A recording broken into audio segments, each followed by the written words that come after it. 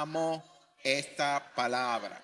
Esta palabra me sana, me libera, me afirma. Es lámpara a mis pies.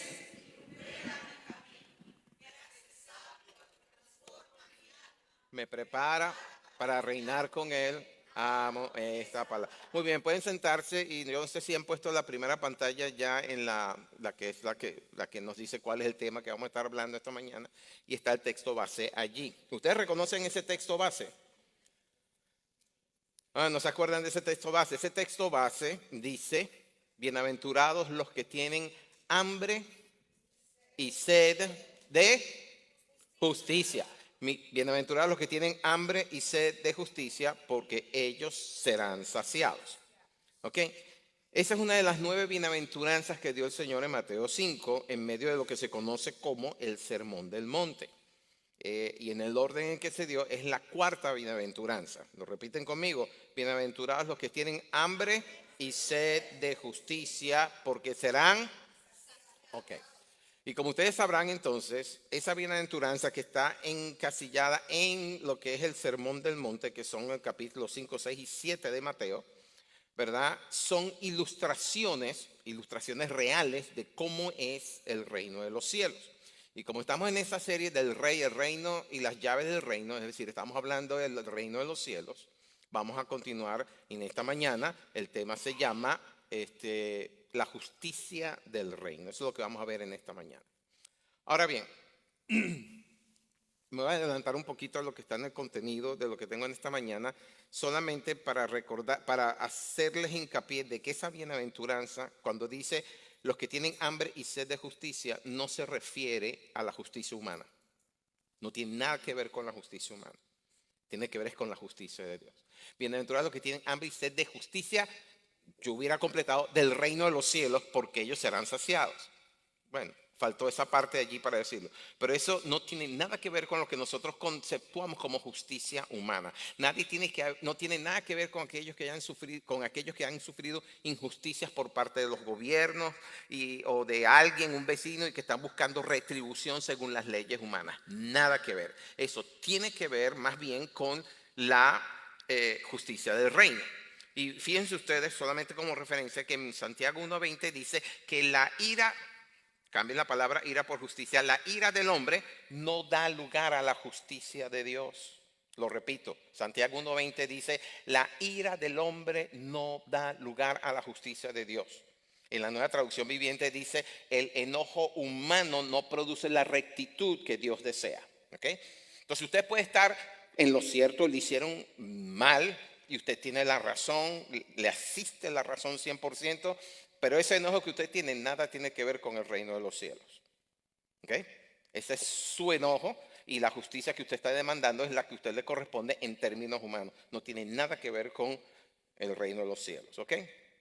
Así que nada tiene que ver con lo que nosotros los seres humanos consideramos justos o de justicia, sino con lo que Dios, quien es el único que puede pesar los corazones, considera como justo y recto.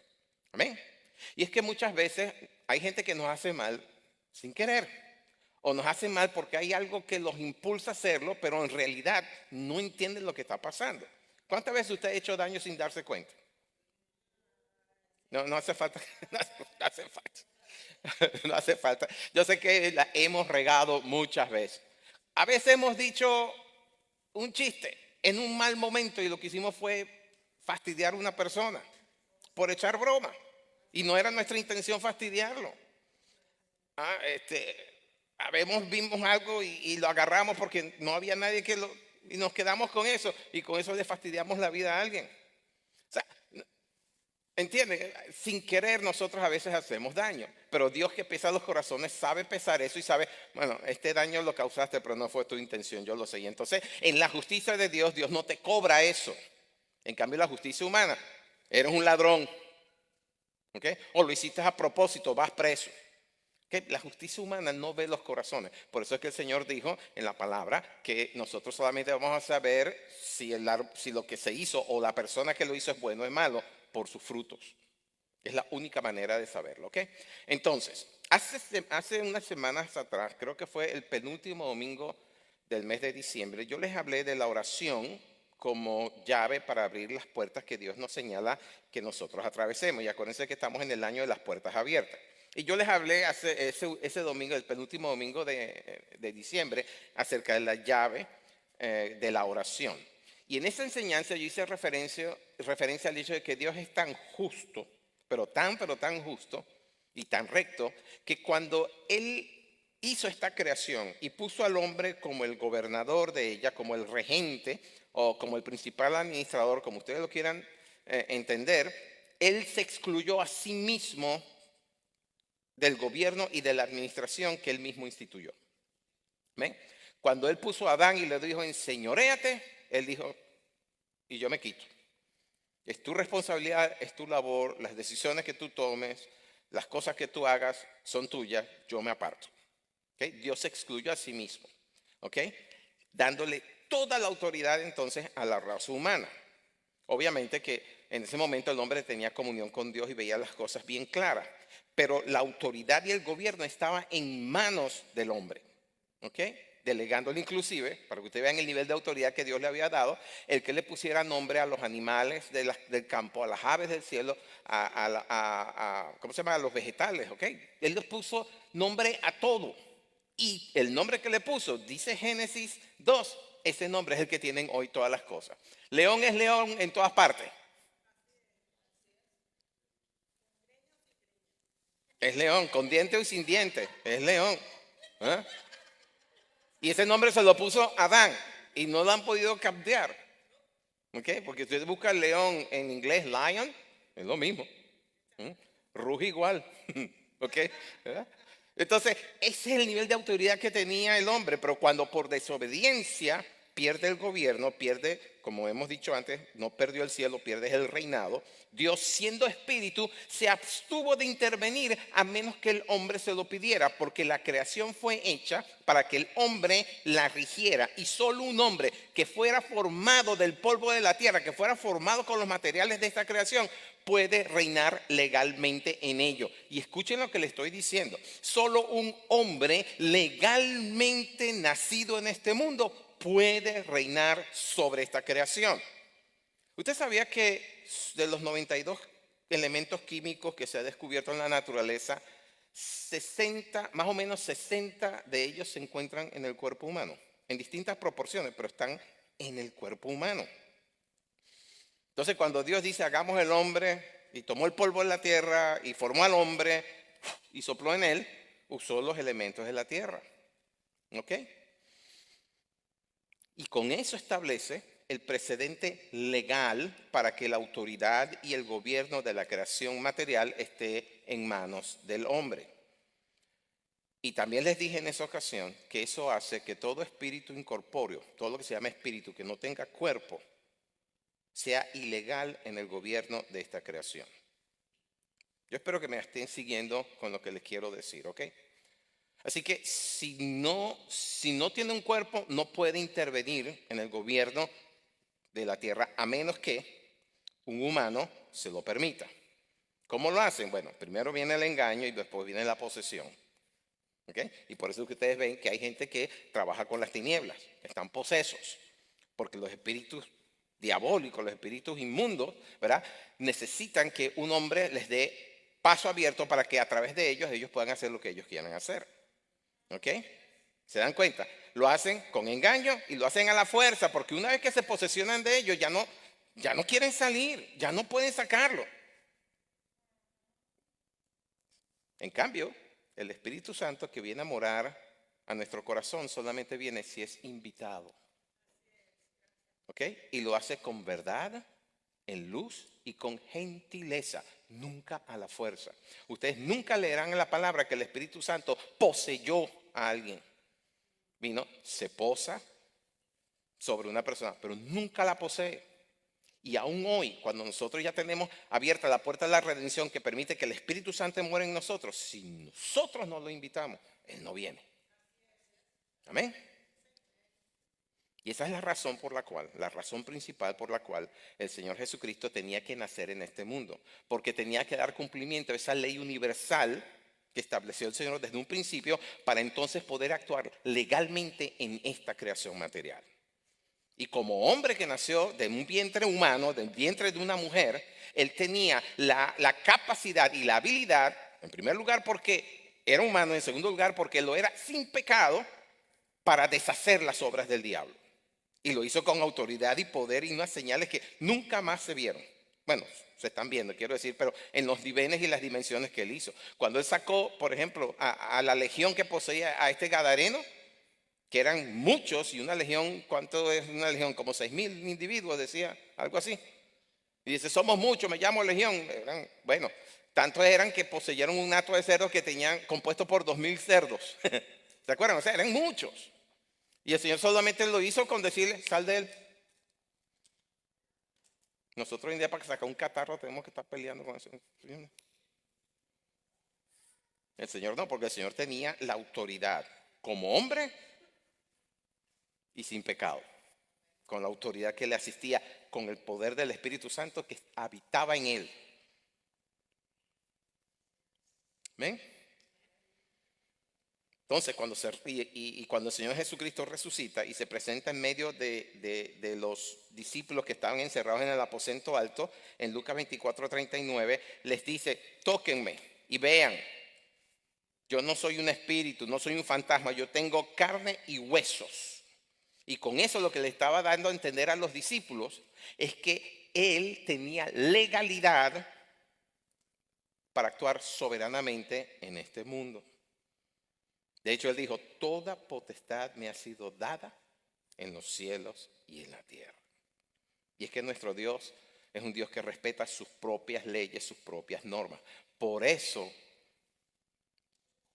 la encarnación, por eso el nacimiento de nuestro Señor de una virgen. ¿Okay? Y tenía que ser virgen porque no podía haber tenido otra cosa por ahí, ninguna contaminación humana.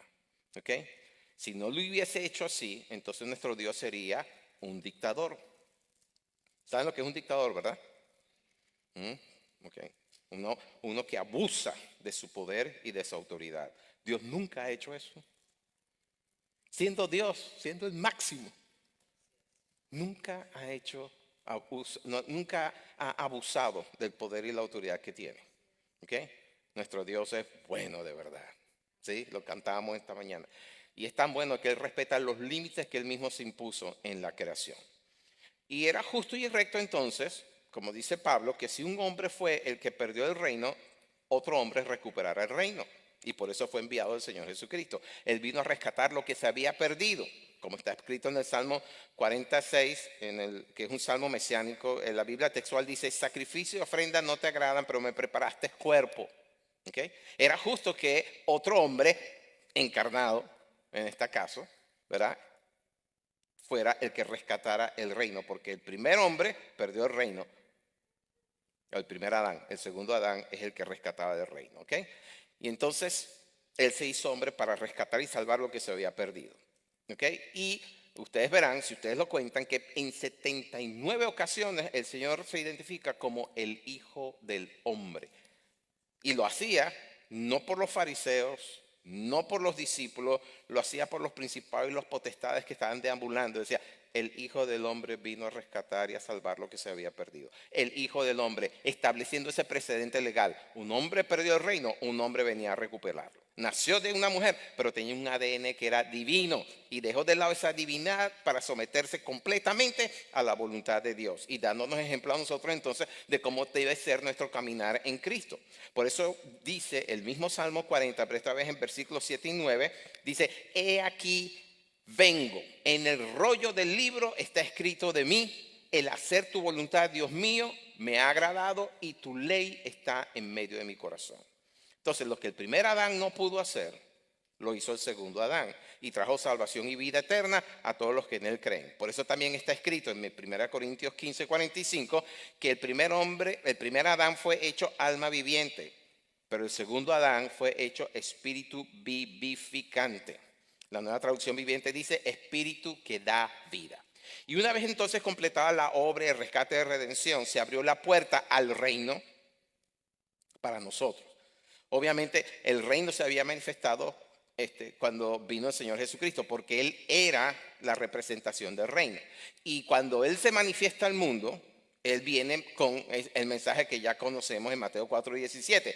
Arrepentíos porque el reino de los cielos se ha acercado. Y es que ustedes tienen que entender que el reino de los cielos se fue el día que Adán pecó.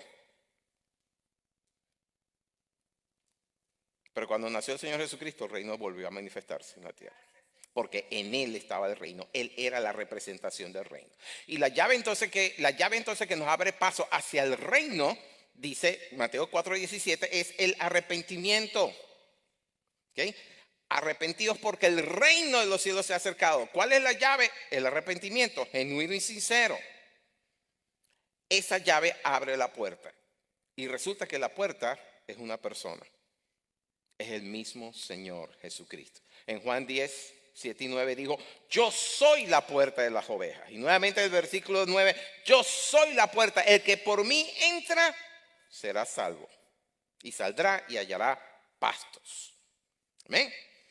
Pero entonces, la llave es nuestro arrepentimiento. Y arrepentimiento tiene muchas cosas involucradas y después lo veremos. Pero la puerta es una persona. No podemos entrar al reino si no atravesamos esa persona. Por esa persona, nuestro Señor Jesucristo. Ok, entonces, luego de esta larga introducción que les estoy dando, porque estoy recapitulando lo que di el penúltimo domingo de diciembre, hoy vamos a hablar entonces del tema anunciado, que es la justicia del reino. Y les quiero recordar cuál es la prioridad que Dios establece para los que queremos estar o que ya estamos dentro del reino. ¿Okay? Eso lo vimos en ese penúltimo domingo de diciembre. Mateo 6:33, se lo deben de saber de memoria. Lo usamos como texto base, lo hemos estado repitiendo muchas veces. ¿Qué es lo que dice Mateo 6:33?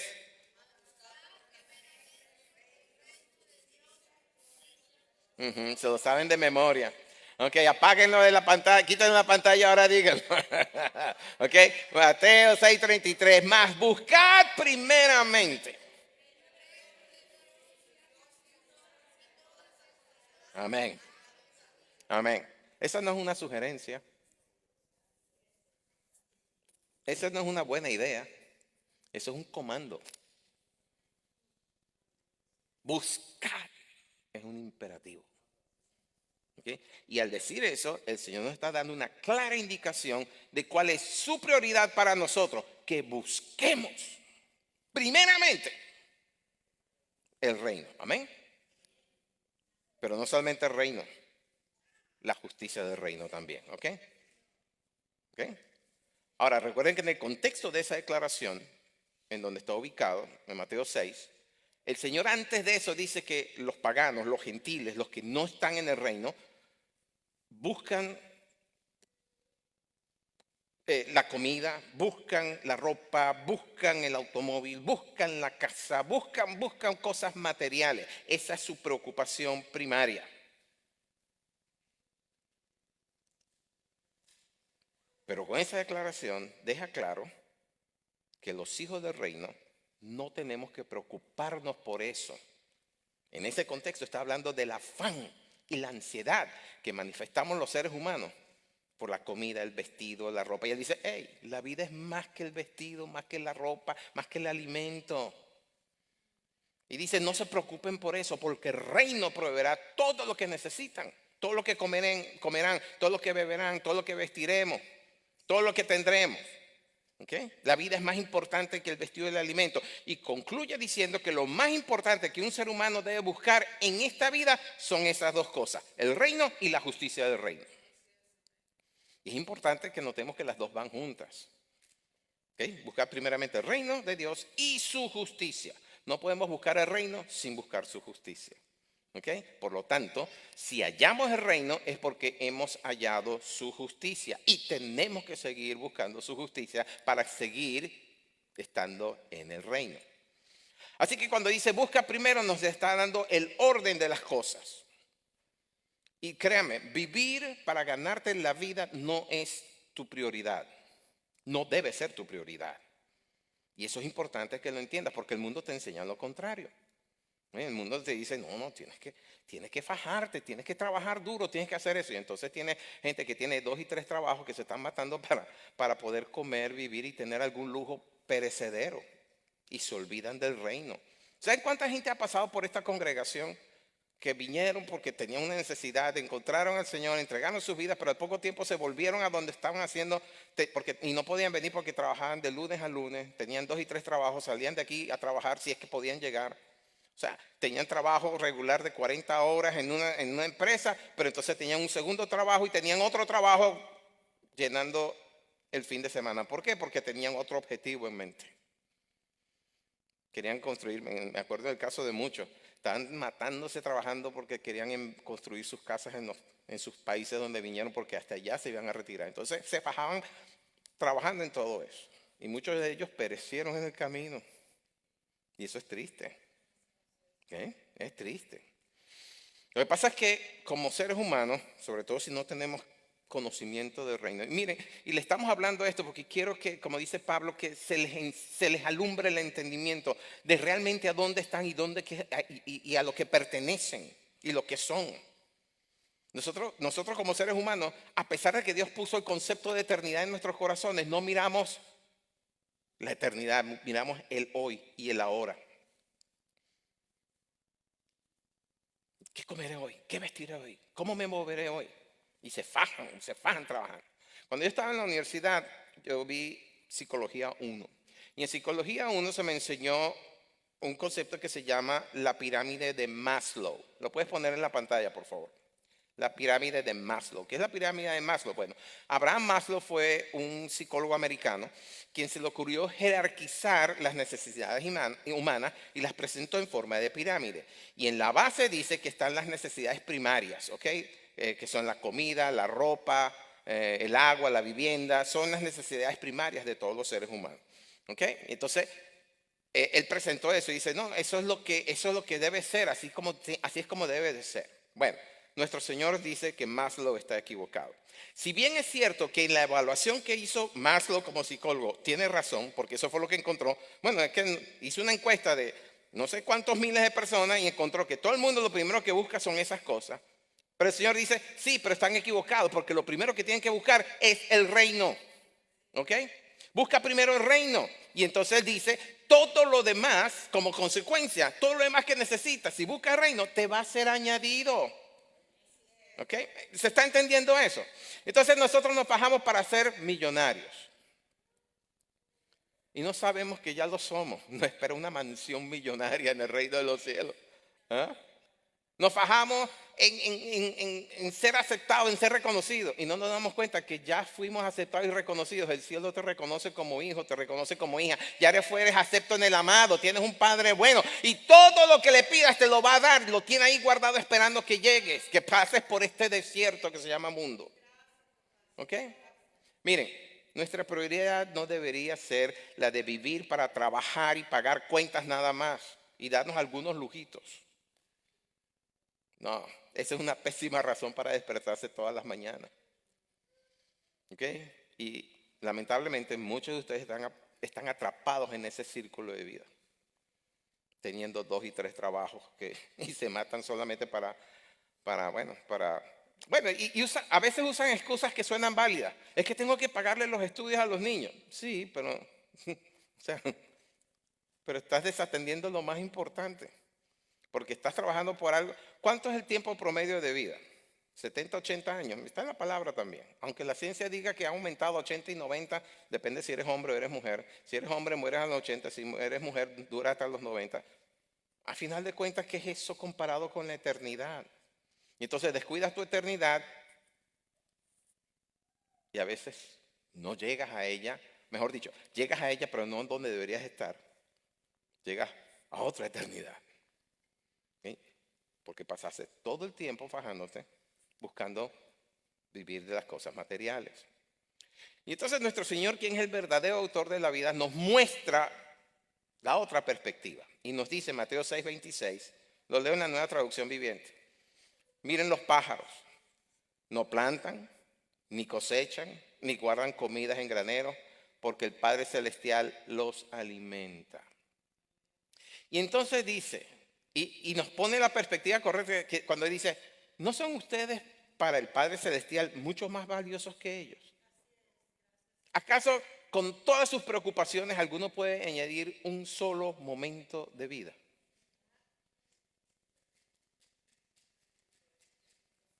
al final de la vida es cuando uno se da cuenta cuánto tiempo perdí. Usted lee Eclesiastés, el libro de sabiduría de Salomón. Él empieza diciendo, me fajé, construí, logré, atesoré, hice esto, me entregué a los placeres, al vino, a las mujeres, hice esto y aquello, fui más famoso, fui más sabio que todos mis conterráneos. Y al final aborrecí todo eso porque eso fue vanidad de vanidades. Lo mismo que le pasa al pobre me va a pasar a mí. Te puedes morir con 10 millones de dólares en el banco y vas al mismo hueco que va el que no tiene sino 10 dólares en el banco.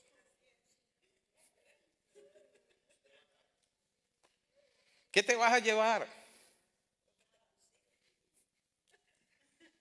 Hasta eso se pudre. ¿Qué te vas a llevar? Entonces, el hombre más sabio que ha existido en el planeta, Salomón, dice, hice lo que me dio la gana, me di los lujos que me dio la gana, me entregué a lo que mis ojos querían hacer, yo lo que veían y quería hacer, yo lo hice. Y todo eso es vanidad de vanidades, perdí mi tiempo. Y entonces, y en lo que está pensando dice, oye, ¿y qué será de todo lo que conquisté, todo lo que logré, de todo lo que atesoré? Seguramente el que viene detrás de mí no va a ser tan sabio y lo va a despilfarrar. Y no gastó ni una gota de sudor en todo ello.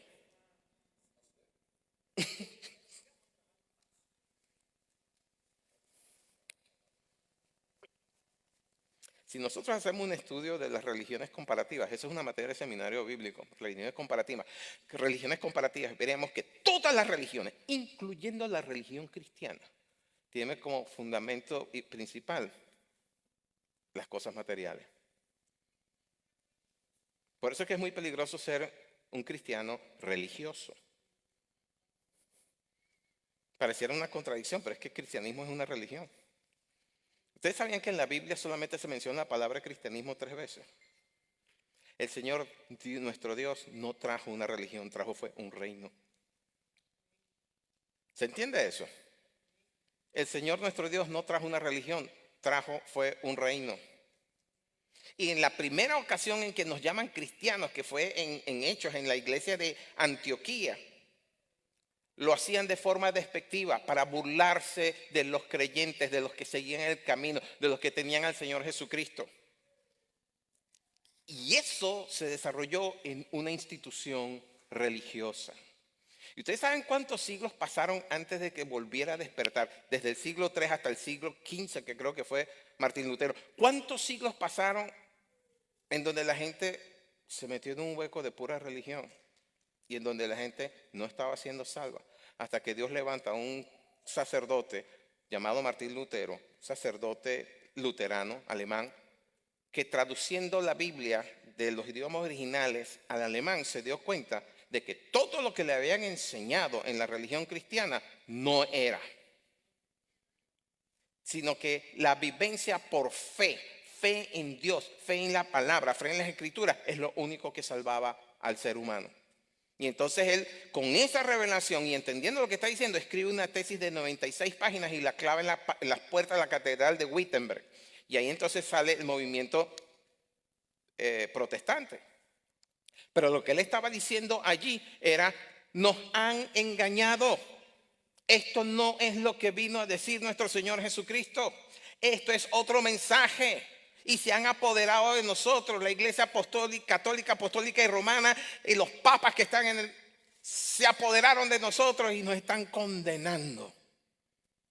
De hecho, si usted estudia la historia de la religión católica en esa época, compraban la salvación. Dicen que compraban la salvación, cuando la salvación es un regalo. Pero ese es el problema. En el concepto de reino se inmiscuyó la religión. Y lo mismo que pasó con Israel pasó con los primeros creyentes. Después de 300 años, todas esas herejías fue una institución religiosa. Y hoy todavía, en muchas iglesias que se dicen cristianas, se practica religión y no se vive reino. ¿Okay? Por eso es que es muy peligroso caer en las tradiciones religiosas.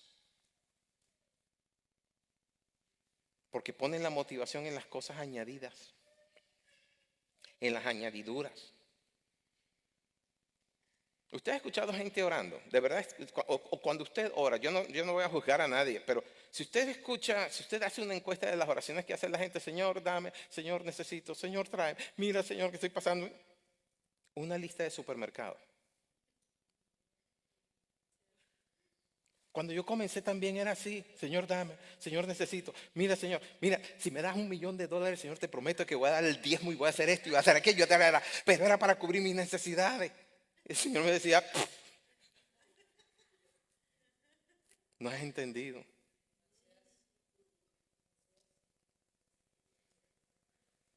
La vida de oración de un religioso se centra en las cosas materiales.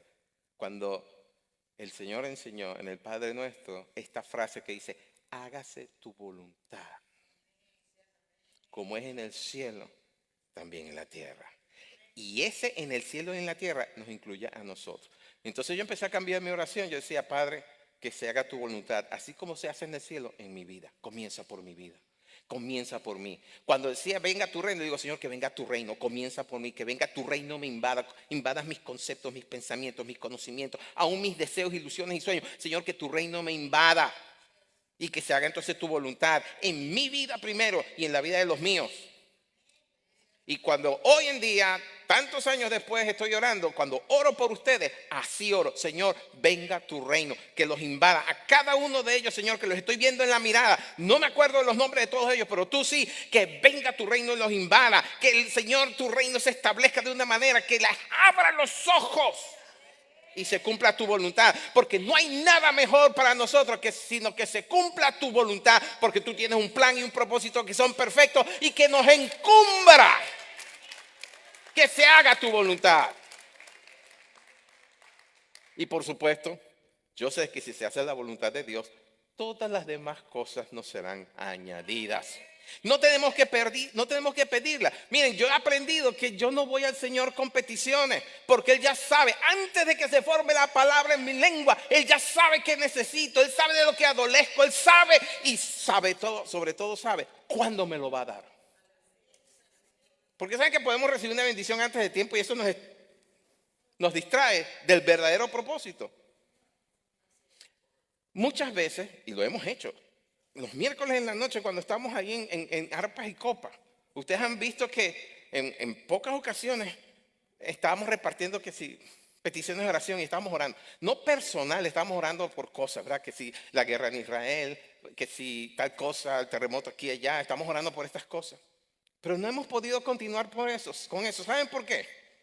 Porque a lo que el Señor le interesa el miércoles es que nosotros le prestemos atención a Él. Y ya casi no estamos orando. Lo único que hacemos es adorar, adorar, adorar y esperar que Él hable y diga y ministra Él. Y salimos más llenos que si estamos aquí un culto un domingo hablando palabras. Sí, estamos hablando y estamos haciendo lo que Dios quiere. Pero los miércoles, cuando enfocamos toda nuestra atención en Él, salimos más llenos que nunca. Salimos más llenos que nunca, se los garantizo, hermano. Y ustedes los que no vienen los miércoles no saben lo que se están pidiendo. Yo les garantizo en el nombre de Jesús, así como estoy parado como ministro suyo, que los miércoles que no le pedimos nada, salimos con más respuestas. Que Dios nos da más de lo que hemos pedido. Y entonces yo me rendí, yo no estoy pasando papelito, yo no estoy diciendo, no, nada, ¿qué vamos a estar pasando? Nada. Si Dios ya sabe lo que tenemos necesidad de. Obviamente eso no quiere decir, como a veces pasa, que uno lee una noticia, ve algo en televisión y dice, Señor, venga tu reino, hágase tu justicia allí. Señor, venga, pésalos, haz tu justicia allí, Señor, eso es injusto. Pero eso es otra cosa. No es, Señor, necesito ropa. Señor, necesito un carro. Señor, necesito una novia. No, nada de eso. Yo no necesito novia, ya tengo una esposa. ¿Ah? Mi novia número 50 fue la que se casó conmigo. No, mentira. Yo nunca tuve tantas novias. Quisiera yo haber tenido tantas, no, nunca tuve. No era, las muchachas con las que frecuentaban no eran tan ciegas como mi esposa que se casó conmigo.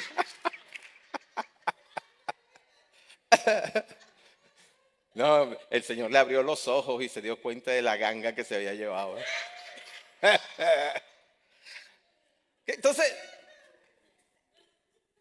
ya yo dejé, a menos que, claro, es una cuestión de vida o muerte y eso te mueve, ¿verdad? Y uno dice, Señor, pero aún en situaciones de vida o muerte, mi esposa y yo hemos aprendido a decir, Señor, ¿cuál es tu voluntad en este caso?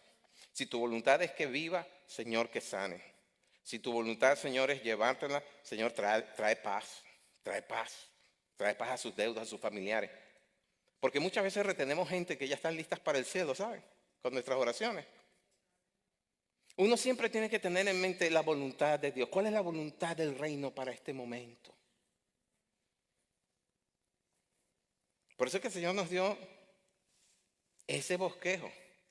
Y lo primero que aparece luego de loar y alabar a Dios es, venga tu reino.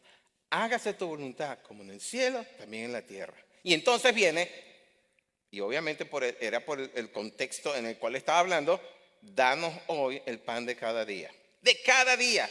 No danos el pan del mes, ni del año. ¿Ok? Nada que ver. ¿Sí? Ay, ay, ay. Bueno, yo me estoy metiendo aquí con esto. Y me estoy metiendo de esta manera porque lo que está sucediendo es que nosotros tenemos que transformar nuestra manera de pensar. Pensamos muy humanamente. Tanto es así que endiosamos el hecho, somos humanos, ¿qué le voy a hacer? ¿Han escuchado esas excusas, no? Ay, es que soy humano, ¿qué le voy a hacer? Mira, eres más que eso, eres hijo e hija de Dios. Y cuando tú dices, bueno, es que soy humano, ¿qué le voy a hacer? Estás negando el poder transformador del Espíritu Santo que está en ti. Lo primero que tiene que suceder para que cambie tu manera de pensar, perdón, para que cambie tu manera de vivir, es que cambie tu manera de pensar. ¿Ok? Cambie tu manera de pensar. Y tú tienes que mirar, empezar a ver el cielo no como una promesa lejana, es una promesa presente. El cielo está entre nosotros. ¿Ok? Hace varias semanas, la verdad es que no me acuerdo si fue en Honduras, fue aquí primero o fue en Honduras que lo dije, pero yo di una definición de lo que era reino. Y en palabras sencillas dije que reino es un gobierno. Un reino es un gobierno. ¿Ok? ¿Me están escuchando? Un reino es un gobierno. Y lo estoy diciendo de esta manera porque muchas veces pensamos del cielo en forma etérea. El cielo es un reino y un reino es gobierno. Si usted lo busca académicamente, diría que el reino es la influencia gobernante de un rey sobre un territorio. Si no hay territorio, no hay reino. El reino de los cielos es un territorio. ¿Ok? Y tiene un rey, tiene un gobierno. ¿Ok? Y en ese territorio el rey tiene que dar a conocer o da a conocer su propósito y su intención. Y produce una cultura de vida que trae prosperidad para sus ciudadanos. ¿Me están entendiendo? Entonces, si usted forma parte del reino de los cielos, lo primero que usted tiene que estar buscando es cómo es la cultura del reino, cómo es la vida del reino y dejar que esa cultura transforme su manera de vivir. Les lo voy a explicar. Usted viene de Guatemala, de Honduras, de Panamá, viene de México, de países donde usted no es oriundo. Usted viene con una cultura, pero cuando usted llegó a Estados Unidos, su cultura cambió. ¿Sí o no? No ha dejado de comer tamales.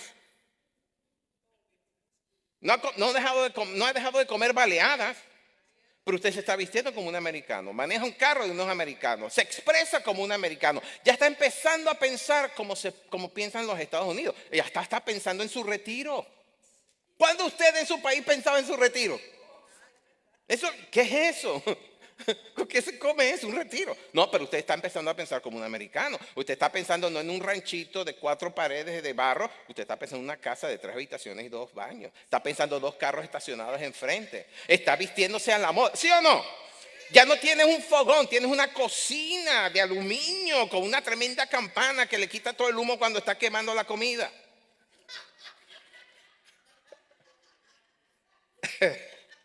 ¿Eh?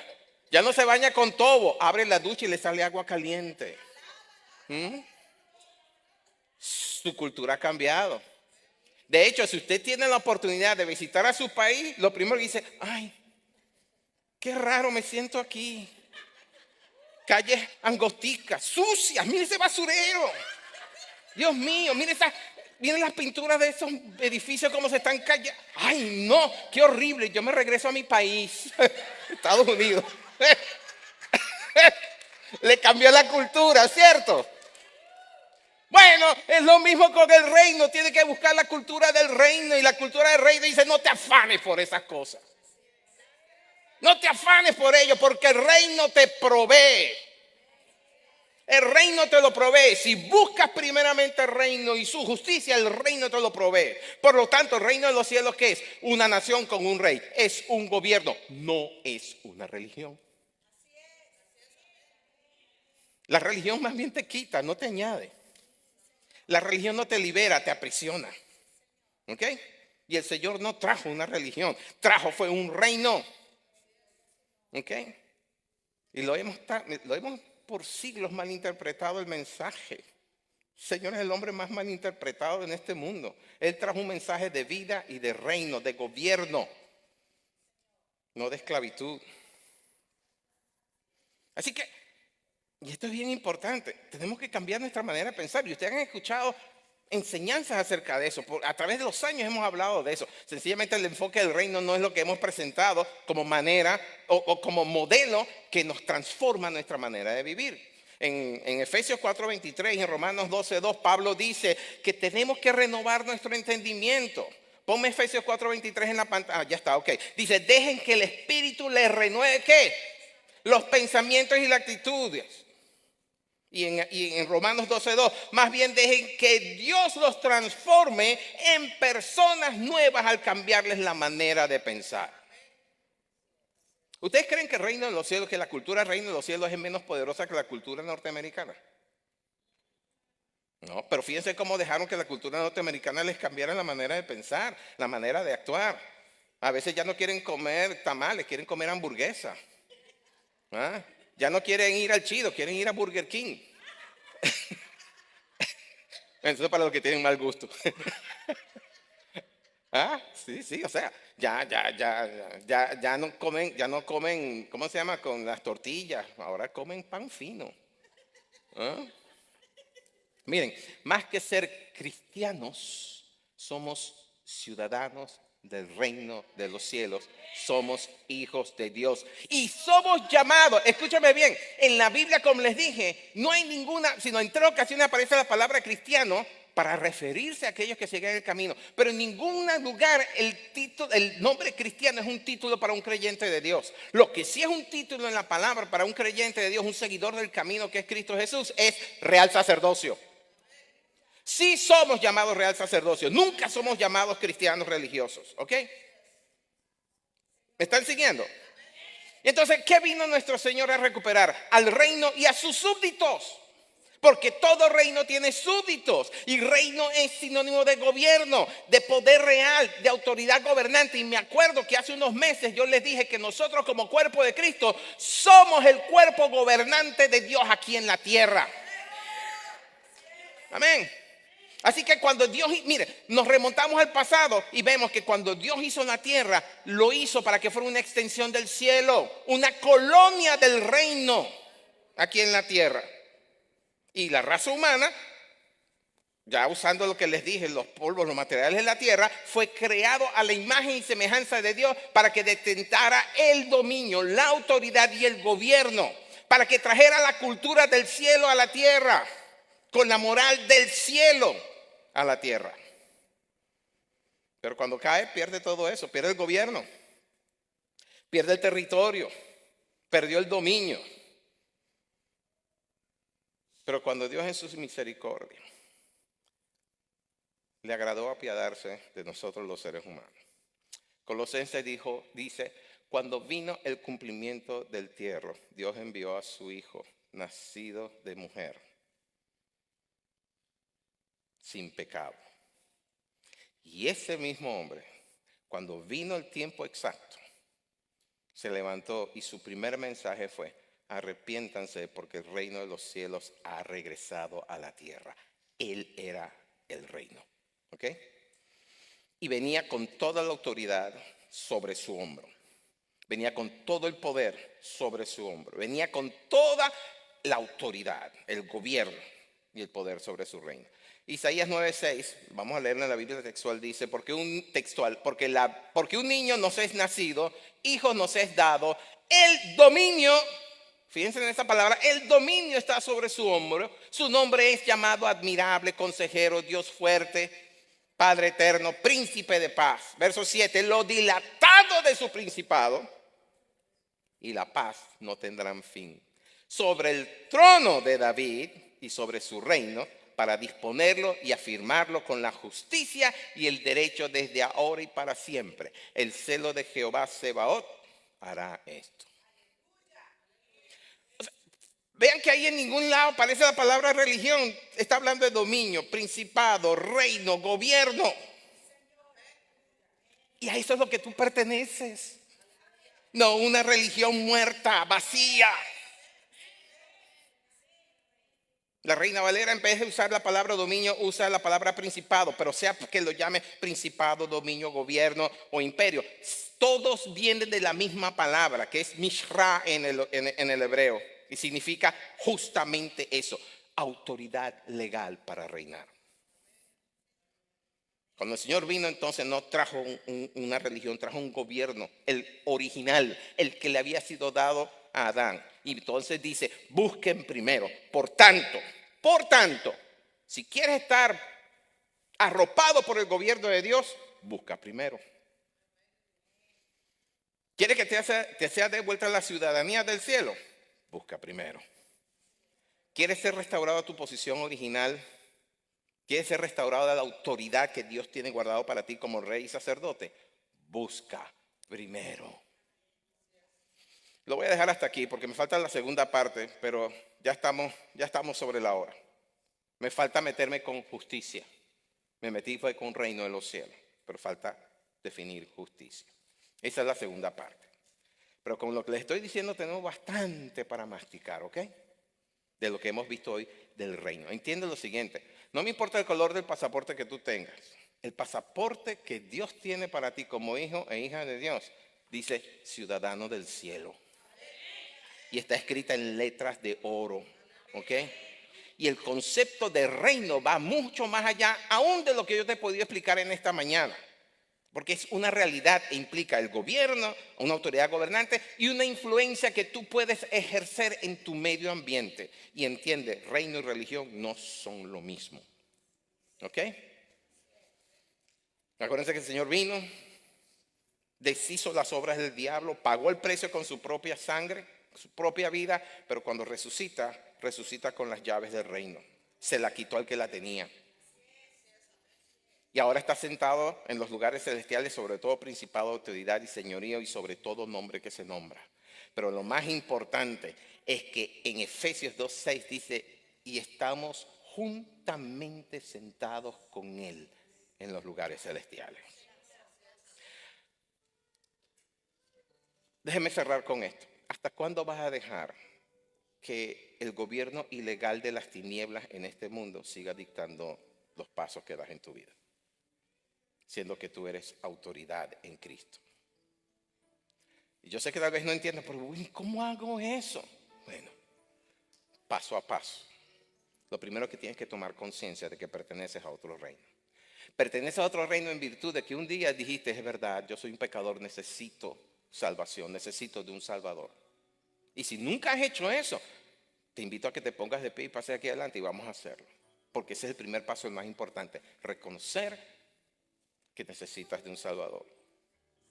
Y una vez que tú hagas eso de corazón, el Salvador te promete que te va a sellar inmediatamente con su Santo Espíritu. Y su Santo Espíritu en ti te va a cambiar desde adentro hacia afuera. Porque no te cambia de afuera hacia adentro, te cambia desde adentro hacia afuera. Vas a dejar los vicios que hacías, vas a dejar de cometer los pecados que estabas cometiendo, vas a empezar a caminar distinto, te vas a empezar a levantar inclusive de mañana y vas a sentir algo distinto. Y vas a comenzar entonces a leer la palabra. Y mientras más la lees, más hambre te va a dar. Y esa misma palabra va a empezar a transformar tu manera de pensar. Ya no vas a ver las cosas como el mundo te dice que tienes que verlas. Lo que te dicen los programas de televisión y las radios y los comentarios, no, ya no vas a ver eso. Tú vas a dar cuenta de que te están mintiendo. Porque la realidad y la verdad es una sola. Dios, nuestro creador, envió a su único hijo para salvar lo que se había perdido. Y lo que se había perdido es un reino y el reino al cual tú perteneces. Y tu manera de pensar va a ser distinta. Y entonces la gente se empezará a burlar de ti porque te dirán, ay, este es un cristianito. Y el día que se burlen de ti diciendo, ay, este es un aleluya, un cristianito, tú vas a decir, gloria a Dios, el Señor me ha transformado. No te va a causar ningún trauma porque vas a decir, yes, la gente está viendo los frutos del Espíritu en mi vida. Cambiaste tu manera de pensar. No te va a importar lo que piensa el vecino, el amigo, ni siquiera lo que piensan tus familiares. Tú sabes que eres del reino. Tú sabes que Dios es tu Padre. Sabes que eres su hija, su hijo. Y sabes que tu destino es eterno. Y sobre todo sabes que estás bien cuidado. Y como cantamos esta mañana, puedes refugiarte en los brazos de papá. Ponemos de pie. Nos ponemos de pie.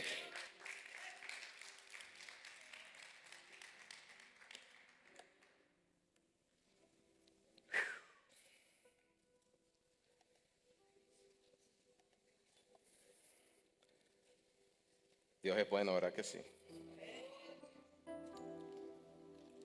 Si hay alguien que quiere en esta mañana asegurarse, porque muchas veces nos pasa que pasa tanto tiempo, tanto tiempo afanados haciendo las cosas que nos han dicho que necesitamos hacer para sobrevivir en esta vida o para hacer, y a veces gastamos tantas energías tratando de complacer a Dios que no nos damos cuenta de que nada más el hecho de creer en Él ya es complacencia para Dios. Y que lo único que tenemos que hacer es tener comunión con Él, dulce comunión. Como dice la canción, refugiarnos en sus brazos. Y Él, ¿cómo le agrada eso? Dice su palabra en Deuteronomio que Él nos desea ardientemente. Pero entonces pasamos la vida en tantos afanes y tantos cansancios. Llegamos a la casa y ni siquiera queremos mirar la Biblia. Y si la miramos, vemos una capita de polvo que se le monta encima. Y queremos descansar, queremos relajarnos y prendemos la televisión o nos damos un baño, comemos y estamos durmiendo. Y cuando nos damos cuenta suena el despertador y ya es hora de ir a trabajar y no tenemos tiempo para Dios.